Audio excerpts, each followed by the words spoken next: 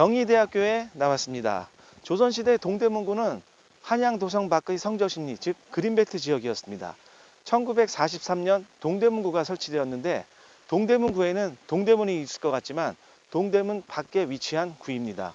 인구 밀도는 전국에서 두 번째로 높은 구고 6.25 이후 체계적이지 못한 개발로 인하여 난개발이 이어졌지만 현재는 성북구 다음으로 서울에서는 재개발, 재건축이 활발한 지역입니다. 상권 측면에서 보면 구의 중심에 청량리와 경동시장이 있고 경희대학교, 외국어대학교, 장안동, 신설동 등의 상권이 있습니다.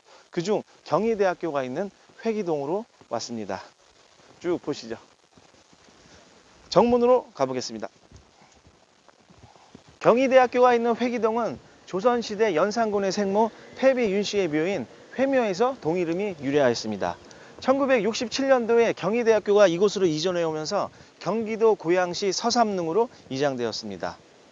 회기동은 경희대학교가 대부분을 차지하고 있는 곳으로 그래서인지 동대문구에서는 인구가 가장 적은 동네입니다. 동대문구는 경희대학교 외에도 인근에 외국어대학교, 고려대학교, 시립대학교가 있는 학군지역으로 연세대학교, 이화여자대학교, 서강대학교가 있는 서대문구와 비교하곤 하는데 상권 측면에서 보면 서대문구는 교통과 지리적 위치상 광역상권이고요. 동대문구가 있는 이 경희대 지역은 6.25 이후 개발된 지역상권입니다. 이렇게 분류를 해 보시면 됩니다. 주거적인 측면에서 봤을 때도 노후화가 많이 되어 있었는데 현재는 가까이에 이문 휴경 뉴타운, 장인 뉴타운, 답신이 뉴타운, 청량리가 개발 중입니다. 이것들이 다 완성이 되면 인구 유입이 늘어나고 경희대 상권에도 작은 영향이 있을 것으로 생각됩니다. 정문 내려가 보겠습니다. 경희대학교 정문에서 쭉 따라가서 내려가다 보면 상권은 왼쪽이 강북으로 불렸던 먼저 형성된 상권이었고요. 오른쪽은 강남이라고 불리우는 나중에 형성된 상권이었습니다. 따라서 이 오른쪽은 예전부터 큰 외식 업종과 프랜차이즈 업종이 있었습니다. 건물 형태도 좀 크게 되어 있고요. 근데 지금은 백종원의 골목식당 방송 이후에 강북 지역의 상권이 인지도가 훨씬 높습니다. 이 경희대학교 상권은 경희대학교 외에 그 주거 지역을 바탕으로 하고 경희의료원 등 직장인들도 있는 상권입니다. 객단가는 높지 않고 업종은 외식업 위주로 되어 있습니다. 도로가 이렇게 길이가 길진 않아요. 쭉 그냥 따라가면서 자연스럽게 얘기해 보겠습니다.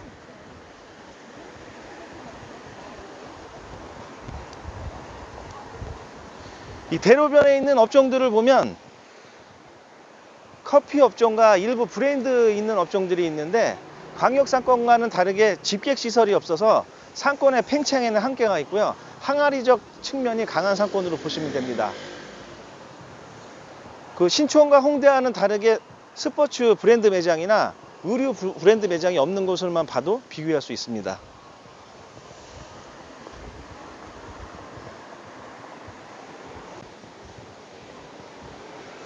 코로나 이후에 가장 안 좋은 영향을 받고 있는 상권이 광역 상권의 소매업 판매 비중이 많은 상권하고 대학가 상권입니다. 아시다시피 비대면 수업으로 인한 학생 수요 감소와 주변 원룸도 공실이 많다 보니까 많은 안 좋은 영향을 받고 있는데요. 지방에 있는 대학들은 더욱 심각합니다. 그나마 이 경희대학교는 경희의료원을 비롯한 직장인들이 있고 배후에 주민들이 있기 때문에 영향을 덜 받고 있긴 한데 그래도 대학가 상권이다 보니까 보시다시피 예전에 비해서는 활기를 많이 잃은 듯한 모습이 보이긴 합니다. 이 대로변 쪽의 임대 시세는 1층 10평 기준으로 150에서 200만 원 정도, 250만 원 정도 보시면 되고요. 건물 시세는 이 대로변 쪽이 5천에서 8천만 원 정도 보시면 됩니다.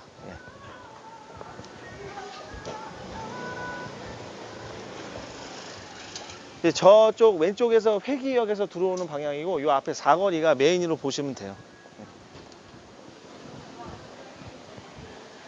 저는 개인적으로 이 경희대학교 상권을 1990년도 고등학교 2학년 때인가 그랬는데 그때 여기 휘경여고 학생들하고 3대3 미팅을 했었어요. 그래서 여기 처음에 왔었는데 그때 여기 경양식 레스토랑에서 만나가지고 이 학교를 들어갔던 기억이 납니다.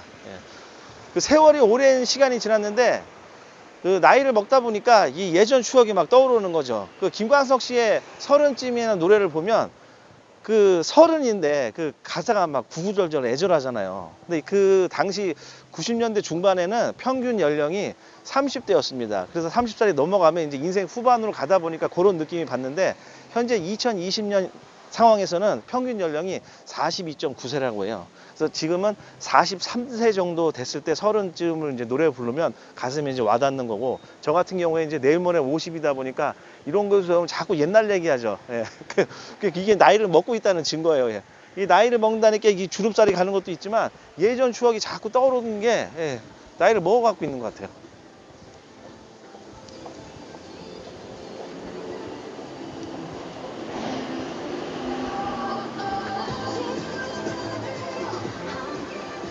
아, 그리고 또 이거 건물 측면에서 다른 얘기인데, 이 강북 지역에 보면 특히 건물 전체에 그 공실 있는 건물들이 있어요. 그 전에 한 업종으로 있다가 이제 빠지고 있는데, 보통 그거 작전 세력들이 있어요. 건물들을 예쁘게 만들어 놓고 커피 업종 같은 거를 딱 넣어놓고 비싸게 매도한 다음에 나가버립니다. 그 일정 기간이 있는데 그런 것들은 여러분들 잘 보셔야 돼요. 잘못 들어갔다 정말 큰일 납니다. 이왕이면 한 업종이 들어가는 것을 경계를 하셔야 되고, 건물 모양이 일반적이지 않은 모양으로 예쁘게 하는 것도 여러분들 잘 보셔야 돼요. 이 안쪽으로 가보겠습니다. 이쪽 골목 라인이 외식 업종과 유행하는 프랜차이즈 업종들이 몰려있는 곳입니다. 저녁에 젊은 친구들이 가장 많이 모이는 곳이에요.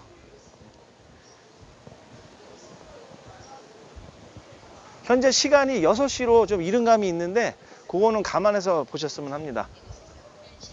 쭉 위로 올라가면서 이제 경의의료원 방향으로 이제 골목이 이렇게 2면, 3면 이렇게 들어가는데, 요즘에 그 어느 상권을 가봐도 사람들이 모이는 곳만 모이고 한 블럭만 넘어서도 사람들이 없잖아요. 그래서 동선을 잘 보셔야 돼요. 그 동선을 보는 방법이 요즘에는 그 인터넷이 발달되다 보니까 네이버 지도만 봐도 자세하게 나와 있잖아요. 로드뷰로. 그래서 그거를 전문으로 분석하시는 분들도 있긴 한데, 그게 이제 매매 입장하고 자영업 입장하고 상권을 달리 보셔야 돼요, 동선을. 그래서 직접 현장을 나와서 보시는 게 가장 중요합니다. 계속 변화를 하기 때문에 그런 것들은 여러분이 분명히 나와서 보셔야 돼요. 보겠습니다. 이 경희대를 비롯한 오래된 상권들을 다니다 보면 주택 지역이 있는 상태에서 상권의 확장으로 저층에는 상가, 위층에는 이제 주거 지역이 있죠. 주택들이. 이게 확장되다 보면 건물 형태가 근린생활시설로 완전히 바뀌게 됩니다. 그것이 대학가 상권을 받을 때 홍대와 건대, 신촌을 봐도 알 수 있죠. 그러면서 점점 확장이 되는데, 이 매수자 입장에서는 그 건물들을 딱 보면 위에 이제 주택이 있으니까 대출 문제도 그렇고 또 근생이 아니다 보니까 그 용도 변경에 의한 매수를 하는 경우가 있어요. 근데 그럴 때는 그 상권이 정체되어 있거나 또 흐름상 후퇴하는 경우가 있어요. 그런 거 잘못 들어가셔가지고 용도 변경했다가는 나중에 공실 위험이 굉장히 큽니다. 따라서 그런 건물들은 상권의 흐름을 잘 보셔야 돼요. 신촌이나 홍대나 건대를 먹자골목으로 가봐도 저층에는 상가, 위층에는 주택인 이유가 다 있는 거예요. 그래서 고시텔, 뭐 원룸으로 되어 있잖아요. 그 상권들도 오랜 시간에 걸쳐서 해보니까 위에는 임대 맞추기가 수월하지 않다 보니까 그런 형식으로 주택 위주로 맞춘 거예요. 근데 그것을 억지로 다시 용도 변경을 해서 근생으로 다 맞춘다고 해서 공실이 없다는 보장이 없습니다. 그나마 엘리베이터를 설치하면 좀 낫긴 한데, 그 엘리베이터를 다시 설치하려면 1층 면적이 줄어들게 되잖아요. 그럼 손해를 보잖아요. 그래서 쉽지도 않아요. 결론은 상권의 흐름을 보지 않은 그 용도 변경에 의한 투자는 신중하셔야 된다. 예, 그리고 건물을 다시 그 손을 본다는 건 어떻게 보면 시행을 하는 거예요. 큰 틀에서는 시행을 하는 겁니다. 여러분 굉장히 시행하시는 분들 상권 조사 어마어마하게 해요. 그거 분명히 아시기 바랍니다. 이면에서 나와서 건너로 가보겠습니다.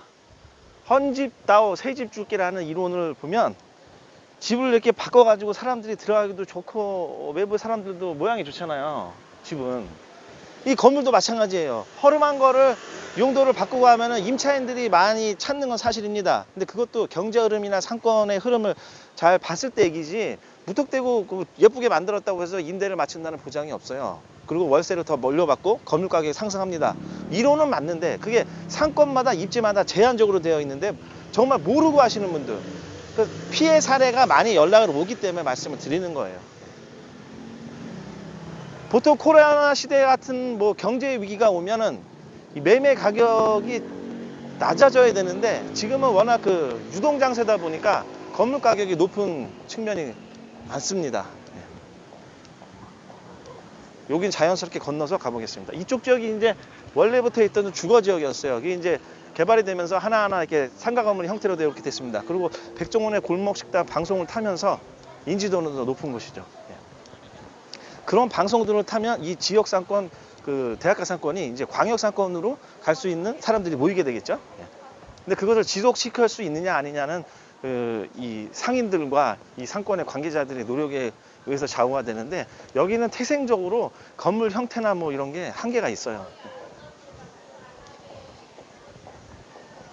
보통 이런 동네 상권에서 출발을 해서 좀 돈을 벌면 이제 강역 상권으로 진출하고 싶은 그 자영업자들의 욕망이 굉장히 강한데, 저도 그랬어요. 출발이 동네 상권에 출발해서 광역 상권으로 갔는데, 이 광역 상권은 지금 임대료와 인건비가 워낙 높기 때문에 매출은 많이 나와도 사실 내가 가져가는 순수익이 그렇게 생각보다 많지가 않아요.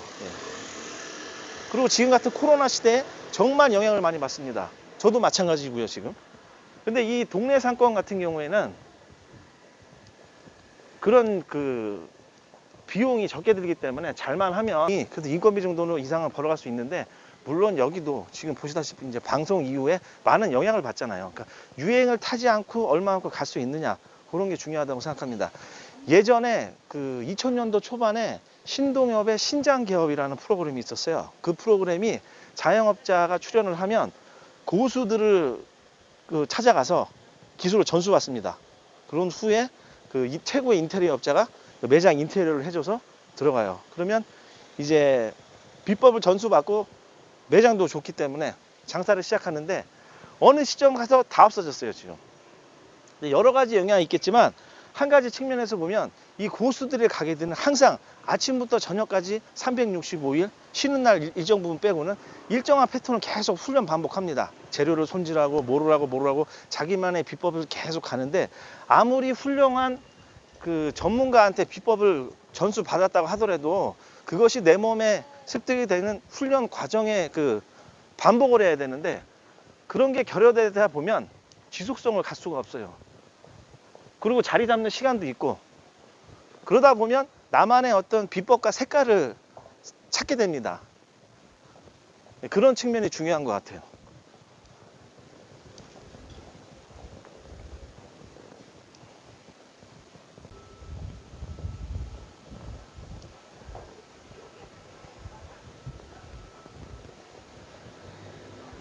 이 상권을 분석한다는 것이 미래를 예측하는 부분이 많잖아요. 상당히 어려운 부분입니다. 저도 전문가는 아니기 때문에 분석이라는 단어를 쓰지 않고 그냥 가보기라는 말을 쓰는 이유인데, 제가 자영업자고 또 공인중개사다 보니까 현장에 있잖아요.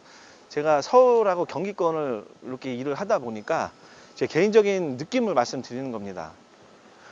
이 상권을 보는 게 매매 입장하고 자영업자하고 완전 달리 보셔야 돼요. 분석 자체의 틀이 완전 다릅니다.